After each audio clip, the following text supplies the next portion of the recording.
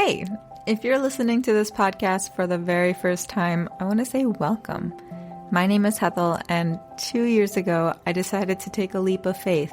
2 years ago, I decided to quit my engineering job at Johnson & Johnson and pursue what lights me up. For a while, I had no idea what that was. But after several months of doing some real soul searching, I realized it was exactly this. A podcast. A podcast where I can dig deep into the world's greatest challenges. A podcast where I can learn with you. A podcast where we can connect with the most passionate people who make it their life's mission to serve others.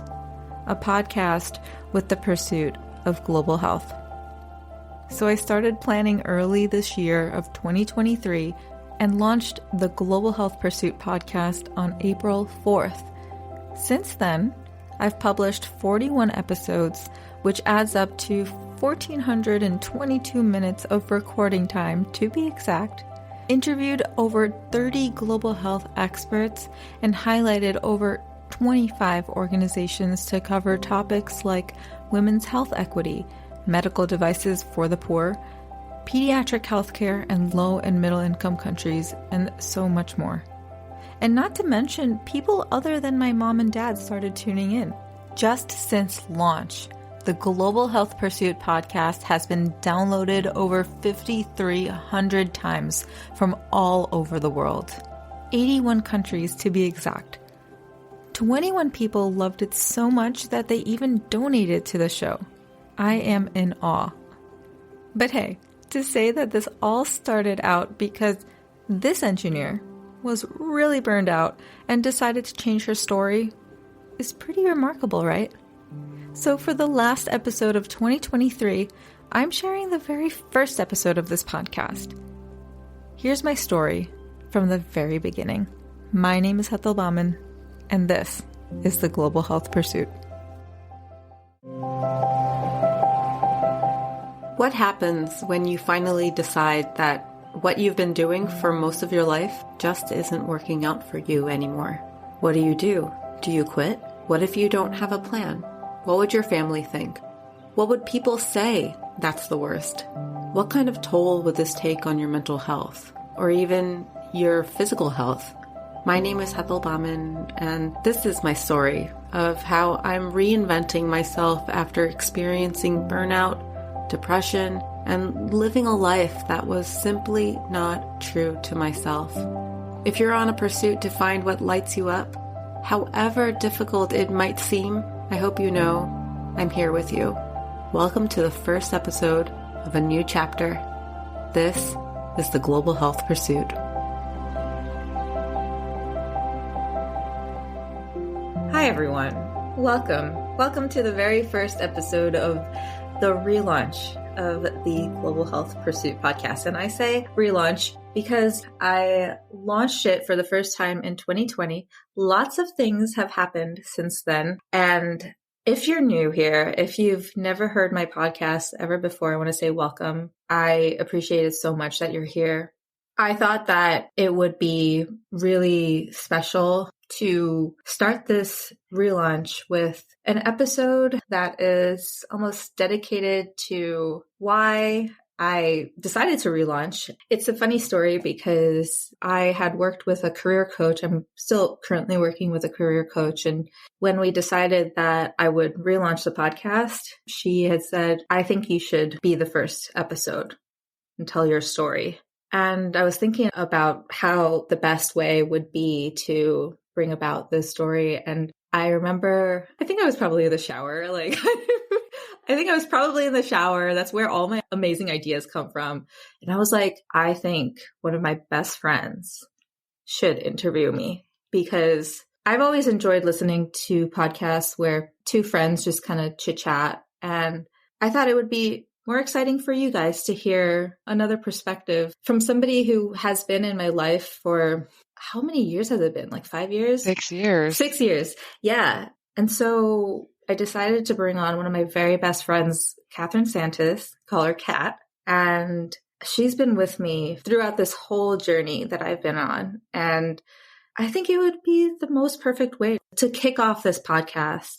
And we have a lot to talk about. So I want to just introduce Kat. She is just a beautiful person. We met during my time at Johnson & Johnson. We were both in the same leadership program. And I remember when she came over to do her rotation in Indiana, where I was, I invited her to dinner and we kind of just hit it off that first night. And we just talked and we became like the best of friends. And I have to say, like, she's one of my ride or dies.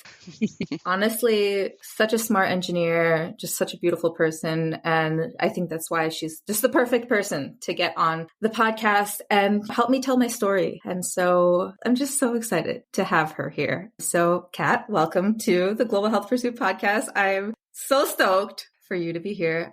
How are you feeling? I'm excited. I'm honored. I'm very honored. As you said, I have been on this journey with you, and it's been full of ups and downs. And ultimately, it led you to this beautiful moment in your life. And so I'm so excited for you to share this side. And I think people have gotten small peeks into it, but haven't seen like the full journey. So I'm just so excited for you. Here we go. This will be a little different. You haven't been on the hot seat. So not very often. Nope. Yep. So we'll see how this goes. It's going to be great. I know we're going to like just crack up laughing like every 5 minutes. Yes, for sure. For sure. So I want to get this started with, when did you feel like engineering was not the path for you anymore? And kind of twofold here, how difficult was it for you to make that choice to leave? I think that's a big one because I have a South Asian family. A lot of times, you know, we kind of fit into the stereotype that if you're Indian, you're probably a doctor, lawyer, engineer. And so going into college, I was saying to myself, okay, well, I feel like I'm probably not going to go to medical school, but let's have a backup. So then I chose engineering, and it was the hardest thing. College was so difficult. But I had to push through because I didn't feel like I had any other options. I didn't feel like I had any opportunity to look elsewhere because I had so many people in my family that were just pushing me into this medical field, into this healthcare field. And so I did biomedical engineering and I did these internships and all of these things that I got rave reviews. Everybody was like, wow, you're such a great engineer. And I was like, oh, okay. You hear these things where it's like, you could be really, really great at something, but not completely fulfilled.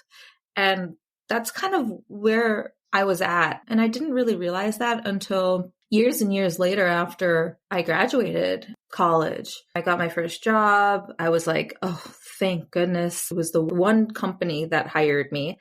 I was like, oh, thank gosh, I don't have to go home. I almost felt like I would have let my parents down if I went home without a job. So I was like, yes, great. Knowing me, I was like, I kind of got bored after a year and a half. It's like, I don't know, like what is there? What is there to do? And the next obvious step was just to get my master's degree. So I got my master's degree.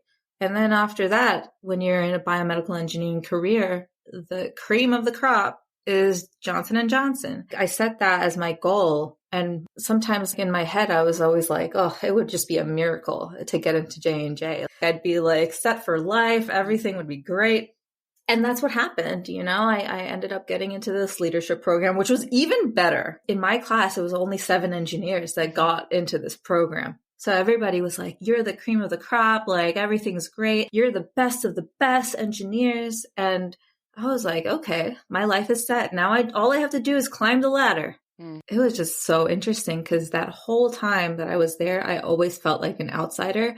I always felt like there was something different about me that I couldn't put it into words for a really long time. I was like, I don't feel right. I don't feel like I belong. Yes, I'm good at what I do. Like I said, I was always had great reviews and everything, but there was always something weird and off. For sure. And I think for those of you who Heddle hasn't shared this side of her story, a lot of the times during these sessions or, you know, what we called residencies that we would have, I always noticed in her this tendency to be on her own, doing her own thing. It's almost like these activities took so much out of her. And she wasn't the only person who felt that way, myself included. I think this program was I mean, yes, great. And it had fantastic opportunities, but it was very much geared towards you're going to be the next VP, Right. potentially C-suite engineer, whatever. And so there was all of this pressure to perform.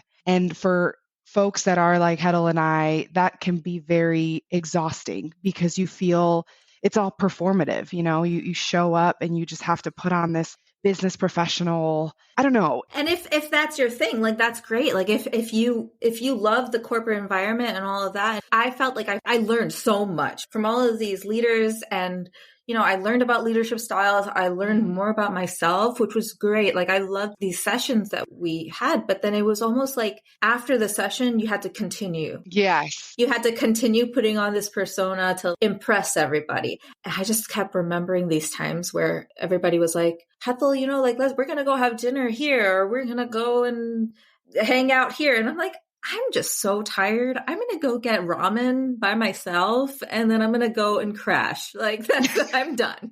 I am done. And so, I mean, those were just so small snippets of times where I would just be like, no, I can't. I'm not in with this crowd. Yeah, it was foreshadowing, I think, what was to come, honestly. It just wasn't the right environment, I think, for you, honestly, at that time. I think for a lot of people too. Like, again, it was great. The opportunities, I enjoyed them too, but I think you hit the nail on the head. The continuation of being on can be really taxing emotionally, and you're just so drained. And I think when you value authenticity Yes. and you're not true to yourself, sometimes it just becomes very draining, because at the end of the day, you're like, why am I so tired? Why am I so tired? And so because of all of this, I started to realize this in myself, and I was like, okay, well, where can I find belonging within J&J?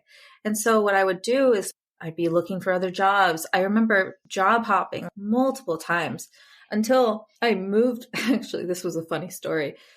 I was so over it at my job at that one time that I was working in orthopedics. So I was so over it. And this has nothing to do with like my managers or my work or any of that stuff. Like everybody was just so great. But internally, I was just kind of dying inside. And so I finally was like, let me try a different sector within J&J. Let me try even like a completely different role. I applied to be a clinical sales rep within our cardiovascular division, which was like, you're getting out of the cube, you're working in hospitals. I was like, I'm a people person. This is going to be great. And little did I know, I applied.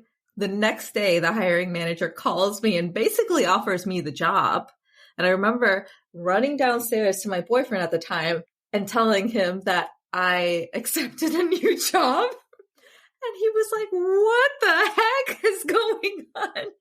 And I was like, yeah, this is going to be great. He was like, are you sure? I don't know. I think at that time, he also knew shit was going to go down. Like, it was not good.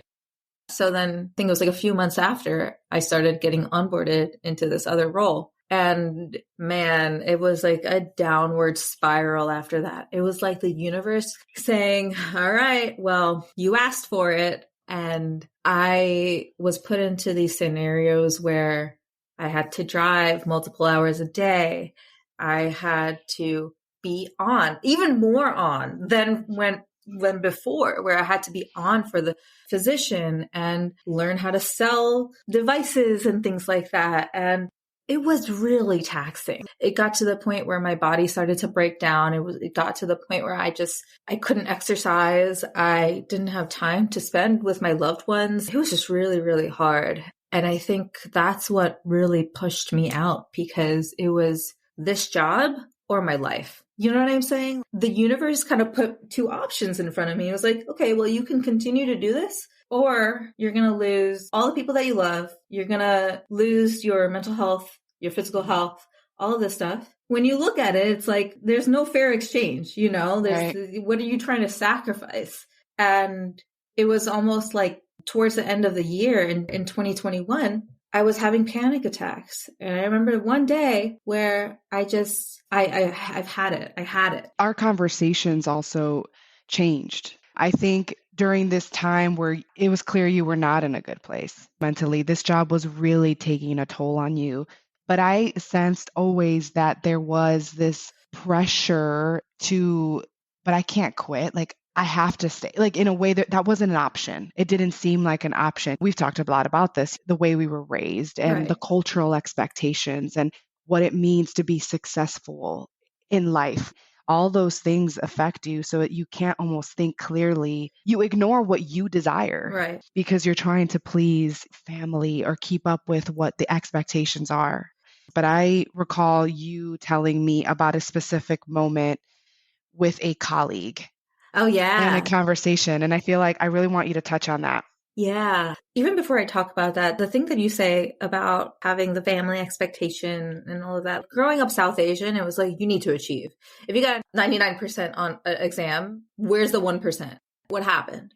I would have these conversations with my parents, and it was constantly, you would constantly have to prove yourself. Oh, I can do this. I can do this. I didn't get into medical school, but I can prove that I can do well as an engineer. I can prove that I can get into the best program at J&J. I can prove it was all about, I should be doing this. I have to do this. I need to do this. And I think that that was something that holds a lot of people with immigrant families back because they feel like they need to keep making their family proud in the traditional sense of what's secure, what is perceived as secure, getting a job, having a 401k, and just moving up the corporate ladder. And for a long time, I really wanted that to be who I was. And there was a moment where my parents saw that in me, where they were like, yeah, this is a lot. So they were on my side when I decided to break up, Well, break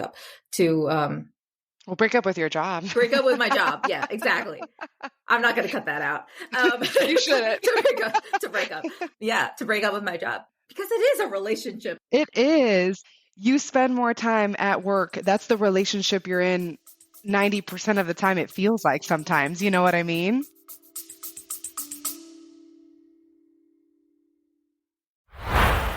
Hey there, I hope you're enjoying this episode. And if you are, would you do me a tiny favor? Show me some love by doing one or more of these three things. A, click the support this podcast link in the description to donate a few dollars toward the production of this podcast. My dream is to do this full time, and your support would mean the world. B, you can write me a review on Apple Podcasts and or rate me on Spotify to give me a boost in the algorithm. Or C, share this episode with someone who would love it just as much as you do. I truly and deeply appreciate you. Let's get back to the episode.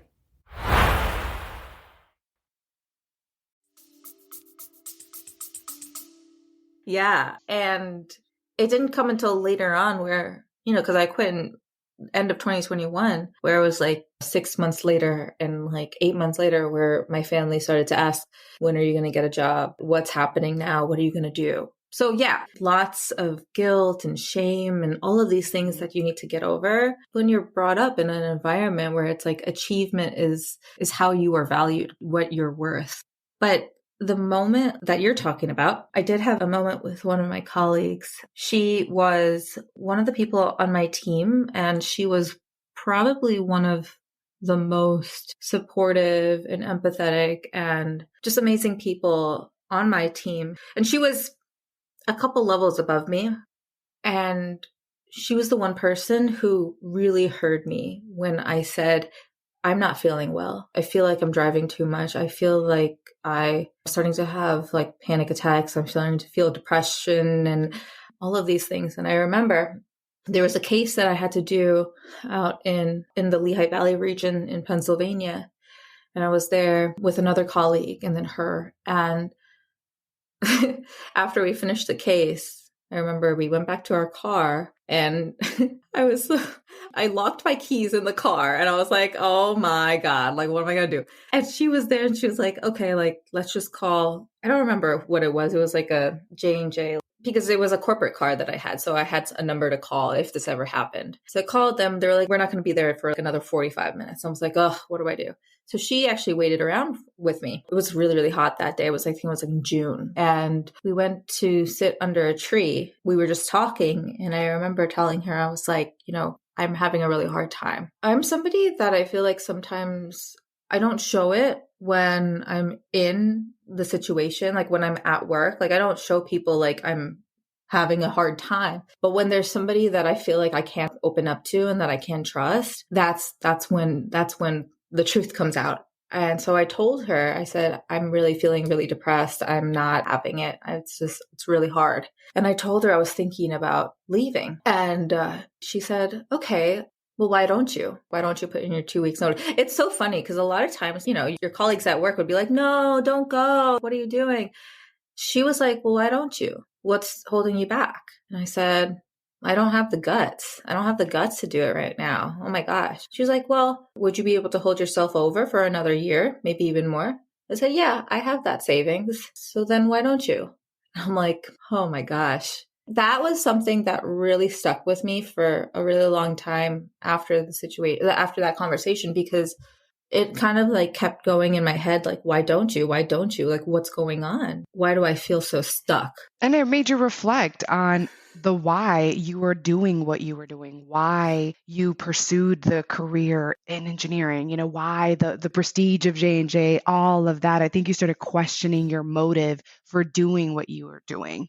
Mm-hmm. And authenticity has always been huge for you. When I think of who you are, authentic, that's like the top of mind for me, amongst a ton of other things, of course. But like you're a very authentic person. And I feel like when you are not being true to yourself, it takes a toll on you. And I think that's what started happening. Yeah, you weren't living an authentic life, really, from a career perspective, I should say. Right. And I wanted to say that when I thought about my career and when I was there at that last job, I kept thinking, where do I go from here? What's my next move? And in a lot of corporate environments, you have to be an engineer, then you have to be a senior engineer, then you have to be a staff engineer. There's like a set path for each track. Mm-hmm. And I didn't see that for myself. I didn't see that. I was like, what am I doing? Like, what is the next path for me? And I remember thinking, I was always like very passionate about global health. And I remember speaking with my bosses and being like, I would love to work in the global health space. And they would say, okay, well, you have to do 5 years in this role, then you have to do 3 years in that role, and then you have to do 4 years in that. Then you'll get to your destination or whatever. And I'm like, okay, well, I'll be 45 by that time. Why? Like, that doesn't make any sense. And I remember there was a time when I actually believed it. I believed what they were saying. And I remember having a conversation with my boyfriend at the time where I told him, I was like, okay, well, I have to stay here for another 2 years. Then I have to do that. And then I have to do that. And he's like, no, like, why? Why can't you just do it now? And then I start to rationalize, oh, well, I need to have this background and I have to have this knowledge and I have to do this and I have to learn about this. And that's why it's going to take so long. So I was like gaslighting myself. I was like brainwashing myself into believing that I had to do that. That's the thing. Like the whole theme of what I was before was I have to do this. I should do that. I need to do that. Whereas now it's like completely changed where it's like, I want to do this. I would like to do that. It would be great to do. Instead of putting myself into this box of like what they call it, the matrix. When you're in the matrix, it's like, you have to work a 9 to 5. You have to do this. You have to do that. Like the paying your dues almost to get to where you want. Exactly. And that's the thing. It's like you're hazed. Basically, you're hazed for so long until you get to where you want to be. And it's like, we're not in a sorority here. We're not in a fraternity. Like, we don't need to do that. But so much of the world is still in that mentality. And sadly, people get there, right? To their quote unquote final destination. And it's not what they thought it would be. No, exactly. It's just so sad. For sure. I think what I want to touch back on is the moment you had this conversation, leaving became like a reality. You then make that choice. Touch a little bit on what that was like when you left and what have you discovered during this time off since leaving? What's that journey been like for you and how it's led you to now Global Health Pursuit? Yeah. I remember the last day when I decided, like I actually decided that I was going to leave. I remember one of my colleagues telling me that the next day I'd have to like drive 3 hours to get to the children's hospital to assist on an ablation procedure. And I just started to have really bad panic attack. I was just like, I don't know, like my heart was beating really fast. I remember I was in the car, I was driving back home after picking up groceries because that was one of the days, one of my godsend days where I didn't have to go into work. And I remember texting my therapist and saying, are you free like now? Because I need to talk right now. I remember I get on a phone call, like a Zoom with her, and I said, I think I need to quit. And she was like, okay, how are you going to do it? So then the next day I got on a call with my boss. And it's interesting because people don't really ever teach you how to quit. Why would they do that? And I remember dancing around that word because quit. Can you imagine like telling your boss, I quit? Yeah. I mean, if you were really, really, I mean, I was pretty done too, but at the same time, It's always that I don't want to burn a bridge thing. oh, yes. But I danced around it. I said, I'm really feeling really terrible. Like, I don't feel like I can do this. I don't think I can do this anymore. And so he asked me, do you want to take a quick vacation? And I'm like, I don't think a vacation will do anything. I'm like, I don't think this is going to work. And then he finally got the gist and was like, okay, you by the end of the December. I put in my 2 weeks notice, like in December. So my last day would be like the last day of December. And I remember the last day of December coming around and you're watching the ball drop on the TV and it drops. And I was like, oh my God, I'm not working anymore. What's happening? Like it's almost like you step into an alternate reality. Like I was like, whoa, where am I? I'm floating around. And that's what I felt like. I was like, okay, I'm going to do whatever the heck I want to do now. And I remember staying in bed for like days because I'm like, I'm so tired. I just want to sleep all day. And watching Netflix and reading and just really just like vegging out, like really. And I remember it was 2 weeks of just vegging out. The switch clicked in me where I was like, I told my boyfriend, I was like, okay, now I have to figure it out. And he said, it's only been 2 weeks. Can you just please chill? You just went through a very, very long burnout period. You need to relax. I'm like, well, like I really need to figure it out, you know? And this is my old programming coming into place where I was so programmed to always just move on to the next step. What's the next best thing? What's the next best thing? And now that I didn't have a plan or a goal to get to, I was like, what do I do? And I remember, Kat, I told you for so long, I was like, I'm just going to get a job as a barista. Mm-hmm. I remember that. Yeah. I'm just going to go and get a job as a barista. And no offense to any baristas out there. I love what you do because like I love my coffee. But like even that I couldn't do. Even that I was like, I can't just fill my time with anything.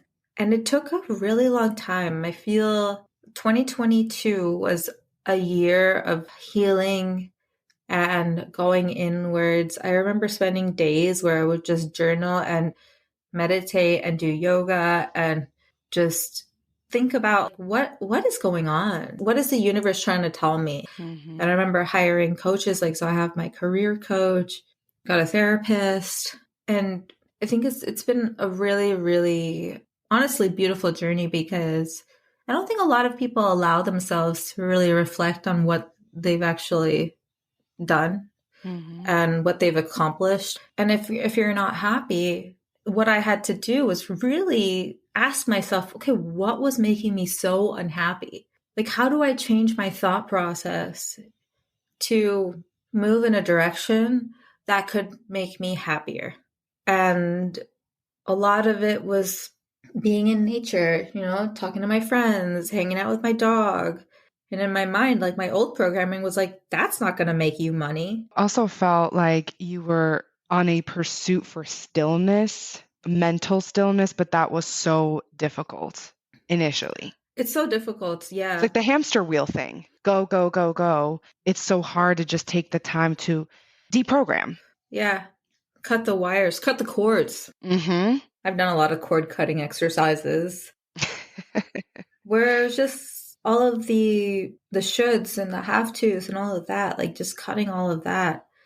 And really, a lot of it is just having faith in yourself. I knew that I was capable, but there was a part of me that was, it's almost like the angel and the devil on your shoulders, where it's like the angel's like, you're going to do this. It's going to be wonderful. It's going to be great. Then the devil is like, how are you going to make money? You can't just do this forever. What's going on? And so it was like this battle within my head that was like, oh, I have faith, but then no, I have to make money. Like I have to have a timeline. I have to do this. Not to mention the pressure you were getting from your family too. We talked a lot about that also. Yeah. And I'm not like blaming them for anything because yeah, of course they have my best interest in mind and I love them to death. Obviously, like all I want to do is make them proud, right? Mm-hmm. But at the same time, it's like I need to make them proud in my way, on my terms. And it might take a little time before people are okay with that. I really had to work a lot on this with my coaches because a lot of it was trying to protect people from negativity, from other people saying, oh, what is she doing? She should know better. I was trying to protect my family from all of this backlash that people would be getting. But all I had to do was really just look inwards and just kind of get rid of the noise. And I'm still working on that. I'm still working on silencing the noise, the doubts and all of the fears. Like there's so much fear that people feel from quitting, from doing this. A lot of it is just like an illusion of security. Kat, you went through this whole thing where J&J just laid off so many people. There's an illusion of security in the corporate world. Mm-hmm. And so it's just very difficult. I just tell a lot of people it's been such a roller coaster, but really what's been making me feel grounded was, first of all, I have a lot of support around me. I have that privilege. I have a lot of support around me. Then I also have a lot of faith within myself that things will be okay. And that's all I have to say. Like, it's just like, just keep the faith. That's what I've been telling my coaches. Like, I just got to keep the faith. Hey there. I hope you're enjoying this episode.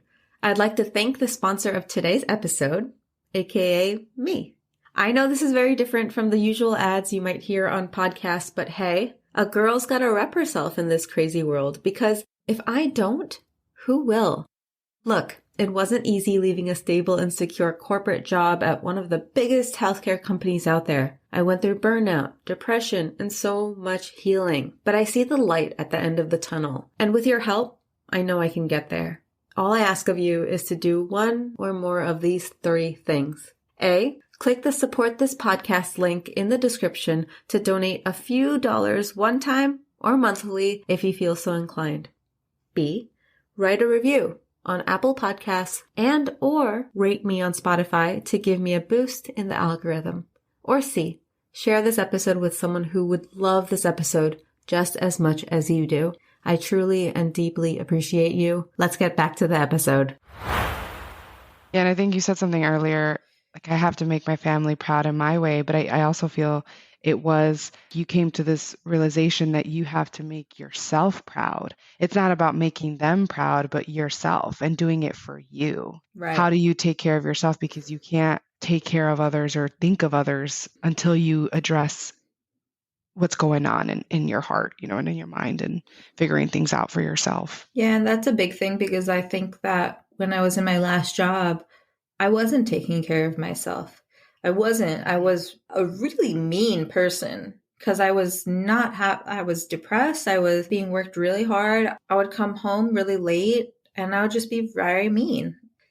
And I realized that after the fact because that's not me. Like that's not who I am. And it's a situation that's putting this pressure on me. And all I kept thinking about was, oh, where do I have to go tomorrow? How many hours of sleep can I get tonight? What am I going to have to do for dinner? It was all very taxing. It was so taxing. Yeah. I'm like, what's the word?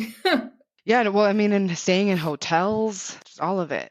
I racked up titanium status at my Marriott, which was great. Benefit. I know. And I was like, yeah, like now we can go on vacation and free hotels. Like, yeah. Exactly. I know. That was the only benefit. Mm-hmm. So switching gears a little here, I want to talk about global health pursuit. How did your passion for global health start? When did that start? I know you've mentioned before that it started with your family. So can you talk us through that? Yeah, I mean, my parents are immigrants from India. They came over in the 1980s and they had a completely different life in India.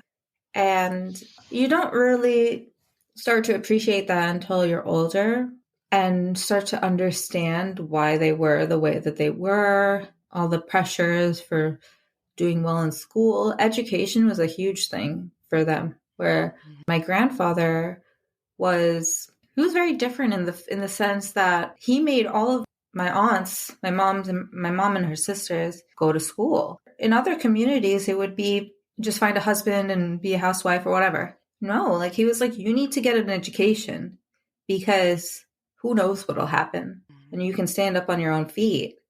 And so that's what happened. My mom became a microbiologist. She was working in a hospital in India. And then she met my dad, which it was an arranged marriage, but at the same time, knowing my mom, like she had to have a say in it. And my dad was a dentist. And then I think at the time my dad was in the US and my family members were like, we found a girl for you. So he came to India and met her. And then they basically were like, okay, we like each other. Let's get married. And then a few years later, my mom came to the States. And it's just interesting because I didn't go back to India and realize that I was in India until I was 14 years old. That was like the first time that my family and I like really went back and did some sightseeing and all of that. And that was the first time that I saw what real poverty looked like. Poverty and corruption, like all the things, because I remember we flew into Mumbai and then we had to drive to Gujarat, and you'd be driving on the highway and alongside the highway there'd be people in little tents living on the side of the road. And in my head I was like, what is happening? This is crazy. And then like the corruption factor where like there was police officers who basically pulled us over because we had a Gujarat license plate and wanted money to let us go. And I was like, what? Like this would never happen in the States. This is crazy. And we got back and we got to our house and no washer dryer. There was no like indoor staircase. We had to go outside to go upstairs. You had to use a water geyser to heat the water. If you wanted to take a shower, basically you'd heat the water and then you'd pour it into a bucket and then you just shower yourself with that. We were lucky to have like a real toilet in the house. But yeah, that was middle class India. It hit me back then. And I was like, okay, this is interesting. And then I didn't really do anything with that until 2015, I want to say, when I decided to go on a service trip to India. And at that time, I didn't really know about what's a good organization to go have a service trip with and what's a good charity. And I just wanted to go and do some type of good. And I always thought like if I was going to go back and do a service trip, the first place I'd go to is India. And so that's what I did. I went with a organization. I'm not going to name their name. And I stayed with a host family and I worked in the slum schools of India. And I basically helped teach English and hung out with the kids. And it was a really good experience. But at the same time, after the fact, I started to ask questions around, okay, well, what good did we actually do?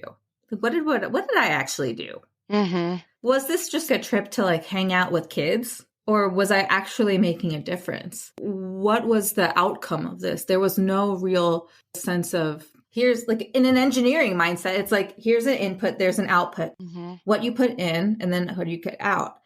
What I put in, I didn't know what I got out. Or what the kids got out, better yet, you know? Exactly. That's what it is. When I went to help teach English or whatever, did they actually learn a little better? Or was I just there to just keep them company? The experience was interesting also because it was more of like a discovery trip for me. A discovery trip in terms of, okay, this is what a slum school could look like. This is what people in poverty's homes look like, little like mud houses in one room. And I remember one of the kids bringing me to their home and he was like, Hethel ma'am, come to my house. You know, it was very, very cute. So I said, okay. So then we went and I had some chai in their house. It was so small. And I was able to really see for myself how these people live. And after that, I was like, I don't think I can come back with this organization, not because it was hard to experience it, but because I couldn't work with an organization where I didn't know what my actual output. The benefit to society, what was it? Exactly. What was the benefit? Was it because I was giving them money so that I could go on a volunteerism trip? And this is something that we're going to talk about in a later episode. But volunteerism and poverty porn and all of that stuff is a very, very interesting thing where people are kind of coerced into giving charities money because of these images. It's like you feel so bad. It's guilting people into giving money and all of that. Mm-hmm. I was very much put off with the marketing and the branding behind things. You know, after the fact, I started doing a little more research. I wanted to learn more about what different charities were doing, what different nonprofits were doing. And I started going on trips with a organization called Humanity and Hope United to Honduras. And they have a great holistic program. And it was very different because you were able to see, okay, these are the specific programs and these were the outputs and the benefits, right? Your money was going into this type of school. Okay, now we got these many graduates. Mm-hmm. I think it was this year that there were like two graduates from high school and they're going to college or something like that. I don't know, but it was, don't quote me on this. It's just, yeah, I don't know the details, but I remember there was a huge celebration because kids were graduating from school when they wouldn't have been able to. And I think that those kind of experiences started to give me insight onto what is a good ethical organization that will use your money to the benefit of communities, as well as show them in a light that is dignifying. And that's what happened. This was back in 2020 when I started to explore. And I remember I started to write a blog. I started to interview people. And I remember one interview, I said, it was the first one where I was like over Zoom. And I said, oh, maybe I'll write this into a blog. And then after a few months, like the interview was sitting in my computer and I said, I should start a podcast. Why shouldn't I? Let me just start a podcast. And that was where Global Health Pursuit came about. Because in the beginning, it was like, oh, I don't know. Like I didn't know anything about podcasts back then. And yeah, that's basically how it started. And I started reaching out to people. I started learning more about water equity and poverty alleviation and women's health issues and all of these things. And I was like, there's a whole world out there. I just loved hearing people's stories and then just also giving them a platform where other people could learn and connect with them. Because that's all, I find myself to be a connector. I love it when I can say, I know this person who could really help you. Let me connect you. And then all of a sudden they're working together.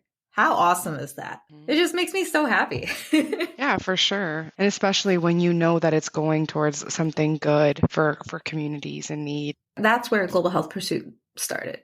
And then at that time, I was in the mindset that I had to do everything myself. And I was also working. Mm-hmm. And then, like I said before, I got really burnt out. Then I basically stopped doing everything. I stopped the podcast. I stopped working. I really didn't know where I was going with anything. And through working with my career coach, we came to the conclusion that I just really loved my podcast. I really loved uplifting other people. And I just loved learning about global health. And she was like, you need to do that again. And I looked back and I said, I lost all my old episodes. It's not hosted on Buzzsprout anymore. I felt a lot of guilt and shame around that too, because in my mind, I was like, well, maybe that's a sign that I'm not supposed to be doing this.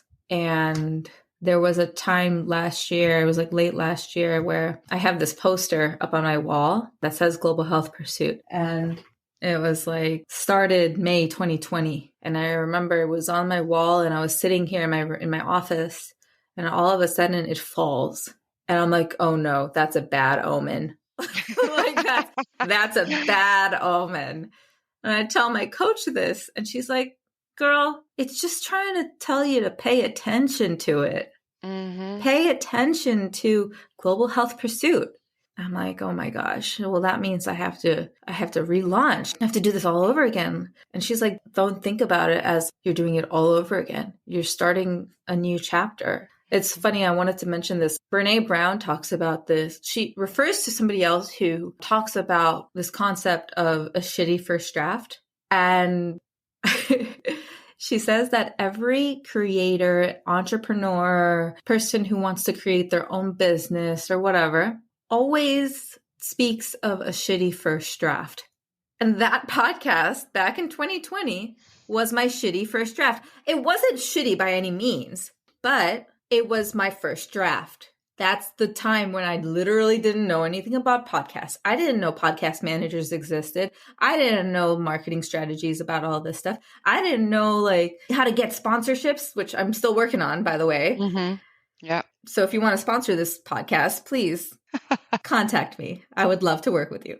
Anyways, I had to plug myself. A little plug. little plug. You have to. Yeah, and that's basically what it was. It was my first draft. And so now I'm wiping the slate clean and starting it over and really getting strategic and intentional with all of the people that I'm bringing on and the questions I'm asking them, and really diving deep into different global health issues. Like the things that I talked about today. Oh my gosh, South Asian mental health, burnout, how to heal yourself, becoming a change maker. That was my shitty first draft. Simon Sinek also says this. He goes, the third pancake is always the best pancake. This is going to be the third pancake. Yeah. I want to also say, though, that I think your mentality going into the GHP relaunch is different because before, since you were doing this with your job, you were working on GHP alongside your job. You were, first of all, didn't really have the time to dedicate to it that you, I'm sure, wanted to. But also, I think you had this mindset, even after quitting, of this laundry list of items that I have to do. And oh my gosh, if I don't do everything, then I'm a failure. Whereas now, and we've recently discussed this, that your attitude has been, if I do with this one thing and that's all I get done, then it is what it is and that's okay. Yeah. And I think that's huge. And that's been, I'd like to say, I've seen a shift in you and you're having a lot of grace with yourself with this relaunch, which is why I also think it's been more successful, like this path that you're taking. Yeah, I think that when I was first starting out, it was hard because I was still exhausted. I didn't really know what it was I wanted to take this podcast, like the direction of it. And that's what I told myself. I said, if I just do one thing today, that's going to be okay. If I reach out to one person, if I do this one email, if I create this one post, if that's all I can do, that's fine. There's no pressure. And what's so interesting is that with that one thing a day, and of course there were days where I would do a little bit more, I was able to, well, at this point, I've recorded 7 episodes with people. I have another 1, 2, 3, 4, 5, 6, 7, 8, 9 episodes scheduled. I think there's more than that. I've hired a podcast manager for my launch. I have so many people on my side and it feels different this time around. And I'm really excited. This is going to be a really great podcast because where do you find a global health podcast that is super fun to listen to, that is really informative, that is just candid? It's not listening to a professor talk for 2 hours. Nobody wants to listen to that.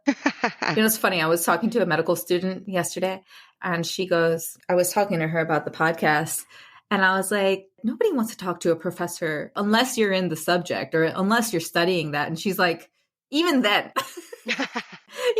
I'm a med student. I don't like half my professors talking. And that's what I want to do.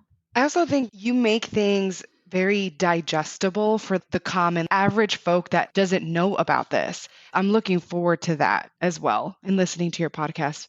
I mean, even the episodes before, prior to this relaunch, I always felt like, oh, they're so easy for me to understand versus, yeah, when you get someone that's maybe too focused in an area, they may start talking about things that like go way over people's heads. And so I love just how casual the conversations are that you have with your guests. You make it so easy to listen to and engaging at the same time. Yeah, I mean, I don't have a global health master's or doctorate. Like, even if I wanted to make it super technical, I couldn't. I wouldn't have been able to do that. And so that I think that's the best way to do things where it's like, tell me about, for example, one of the first interviews I did was Dr. Cassandra Esperant. She's a pharmacist who works in HIV and AIDS, does a lot of awareness around in the Black community. And her title is PrEP and HIV pharmacist. I was like, Cassandra or Cassie, what the heck is PrEP? Because the thing is, I don't know. Yeah, I definitely don't. I've never heard of that. Yeah. What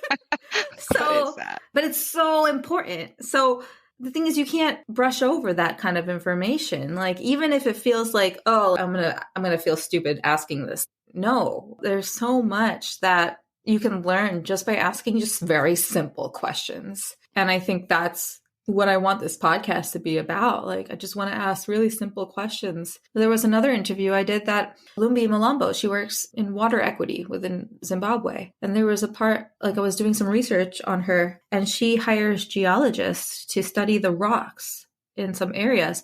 I'm like, what do rocks have to do with water? There's a whole thing behind that. There's a huge reason. But people who don't have that background, they wouldn't know. Yeah, I definitely wouldn't know. Yeah, I was like, what? Like, okay. It's so interesting. for sure. You're asking those questions that people might feel silly asking, but who cares?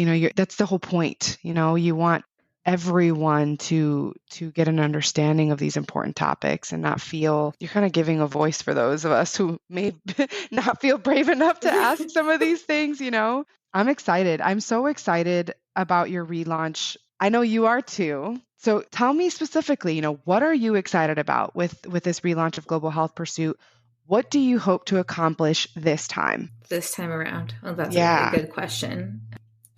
This time around, I really want to be able to elevate these people even more than I did before. Try to really get out to a bigger audience and create a community around this topic. It's interesting for me because I want to be able to build a community of people who are just passionate about global health in the beginner's mindset. People who are looking for causes to donate their money to, maybe causes to volunteer for, maybe even join their team. And I want to be able to be that platform, because this is really not even about me. I am just the conduit for people to get in front of more people. Because a lot of times when somebody listens to a podcast, all you need is one person. It could be a huge donor. It could be somebody who has a lot of knowledge in that specific area. It could be somebody who has a background in that country that they want to work in or whatever. And I just want to be able to create a network of those people, and a network where people can ask each other questions. And I would love in the future to have a conference and really invite people from the podcast to do like a hackathon. These are the problems. Let's get together. Let's try to problem solve. Let's figure things out, get some ideas, bring some speakers on and talk about what their latest innovations or accomplishments were. It's just, I think that this is like a really beautiful start to something that's going to be amazing. I'm really, really excited about this because I'm giving this my all this time. It's different because I don't have a 9 to 5. I wake up and I'm excited to figure out who will be my next interview, or get ready for my next interview, or outreach, or just learn about what else is out there. And I hope that people, when they listen to this podcast, they can hear that in my voice, that this is something that I'm dedicating myself to. It's not just a hobby. This is what I want to do. And it's scary to say that. I'm going to say it's really, really scary to say that, because in your mind, you want to, like the devil wants to say, well, what if it's not going to work out? But just like, okay, you can go sit in a corner. I'm not listening to you today. I ain't listening to you. Someone recently said this to me, and I think it stuck with me. They said it's okay to be scared because that also shows that you're passionate and that you care. And so I think you being scared, it just speaks to how you really want this to be successful. And I really wish people could see your face when you talk about, because you know, you're smiling, you're happy. It's your whole posture is different this time with this relaunch. And I'm really excited. I can't wait to hear the first couple of episodes that you've got The first prepared. episode's going to be this one, just gotta say. I also just want to say thank you so much for opening up, for your willingness to be vulnerable with me, with your audience. I think it's important for people to hear your story. It's beautiful, your journey. I think a lot of folks can relate to it. And I hope that it also gives people the courage they need to take the next step towards pursuing something that they truly feel passionate about. Thank you for this. Thank you for this opportunity. I'm so excited. Thank you. I love you. I love you too.